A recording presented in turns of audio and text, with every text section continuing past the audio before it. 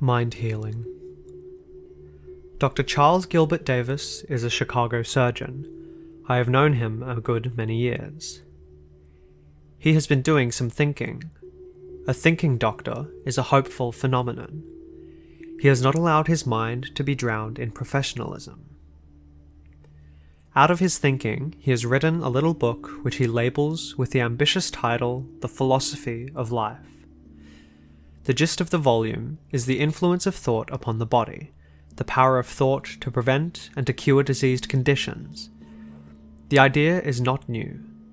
It is the basis of various religious or quasi-religious cults.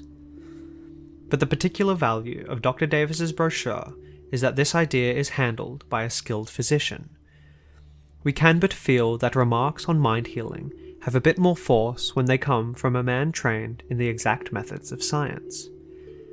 I take pleasure in recommending this message, because the more books of this kind one reads, the saner and happier he is likely to become. No reasonable man doubts the direct connection between what takes place in thought and what takes place in the body. For instance, a certain thought arises in a girl's mind. Immediately the blood rushes to her face, she blushes. Another kind of thought, and she turns pale. The blood leaves her face. Another sort of idea is put into her brain, and the action of the stomach is affected. She loses appetite, or she is nauseated, and so on. Sometimes a piece of news so operates upon a person's body that he dies. It can hardly be erroneous that, reasoning from such bases, we conclude that every thought alters to a greater or less degree the functions of the body.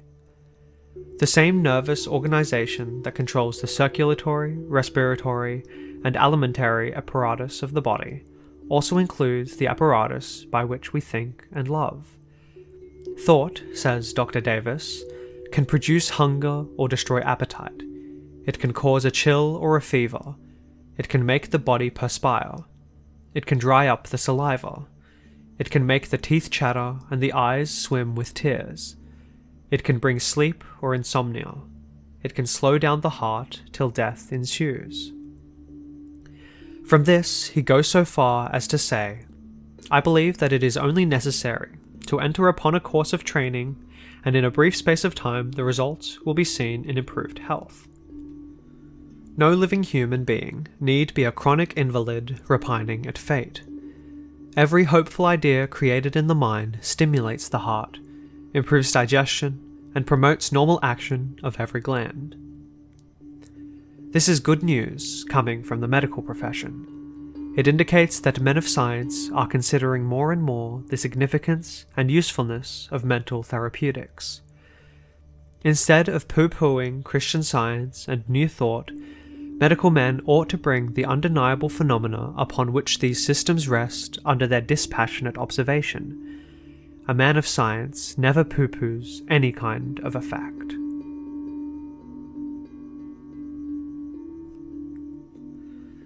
The Eternal Humanities. The eternal humanities will have their way. Yes, just the good and kind and gentle things will outlast all the bad and cruel and fierce things. This is the everlasting paradox, but it is so. How the world disbelieves it, believes quite the contrary, and goes on in smug wisdom, trusting in the temporary and false, and doubting the evergreen forces. Oh yes, we must lie and strike and cheat once in a while. We have to. Self-defense, you know, is the first law. As though there were any defense comparable to the eternal verities. I see a smile on the lips of Jesus as he says that the meek shall inherit the earth, and tells us to return good for evil and not to resist evil. He must have known we would not believe this. He must have foreseen the pride and power of imperial Spain, of Bourbon France, of ambitious Prussia, even as he saw about him the irresistible might of Rome. And still he smiled and said, the meek shall inherit the earth. Strangely enough, he was right. How did he know the gentle things were so tough and enduring? He was right.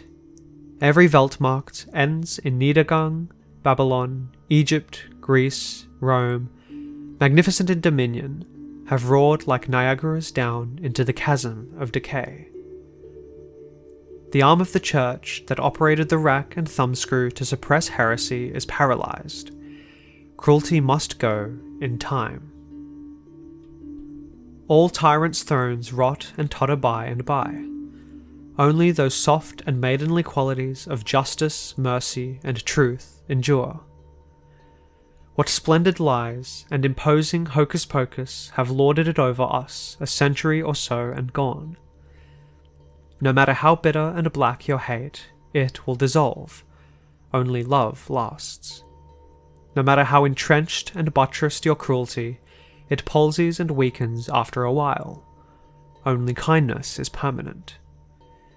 John Galsworthy writes in his first thoughts on the war, "The idealist said in his heart, the god of force is dead or dying.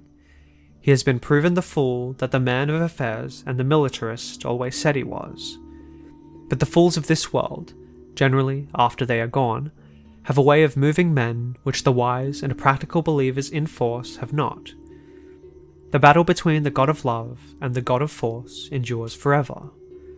Fools of the former camp, drowned out and beaten to their knees, in due time will get up again and plant their poor little flag a little further on. All men shall be brothers, said the German fool Schiller. So shall the fools say again when the time comes, and again after every beating.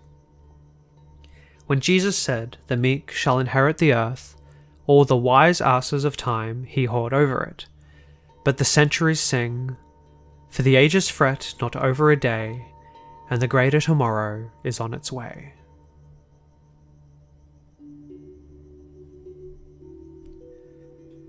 Peace within. You are tired of the turmoil. You want to escape the din and strife. You long for peace. Then learn that the only peace that is full of rest, that means poise and calm energy, is inward peace. The real peace may be found in the marketplace, the hustings, the battlefield. There men strive and cry. There are smoke and dust, the hurrying messenger, the panting wrestler. But in the heart of the man who has found himself is the spot of calm. On the contrary, one may be in a remote wilderness, far from the madding crowd's ignoble strife, alone with the twilight and the vast silences of nature, and yet be torn by the winds of passion or shaken by the thunders of fear. A wise man will not seek peace without, but peace within.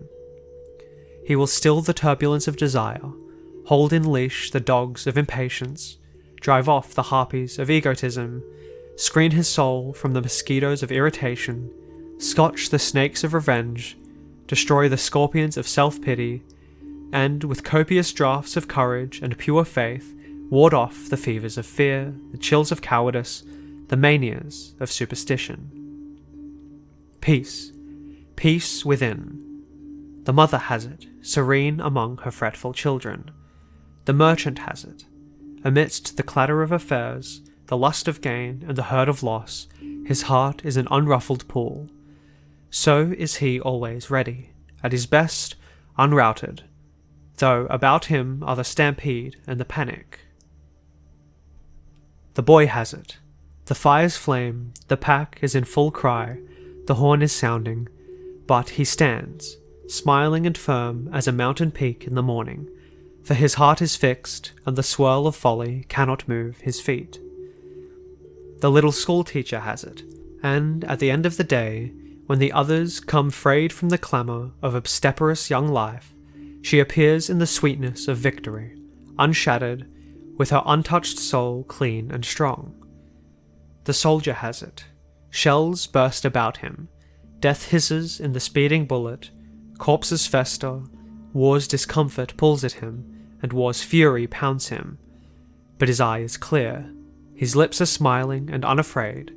His hand is steady, his brain precise, for his heart is hid with a great thought, wrapped in the folds of a beautiful ideal. Peace. Peace within. Give me that, And let accusing tongues wag, and envious hands tear. Let the storms blow, and the floods mount, and I shall be happy as a child in its mother's arms. What deep wisdom and riches in the last words of the departing teacher when he said, "Peace I leave with you, my peace I give unto you. Not as the world giveth, give I unto you.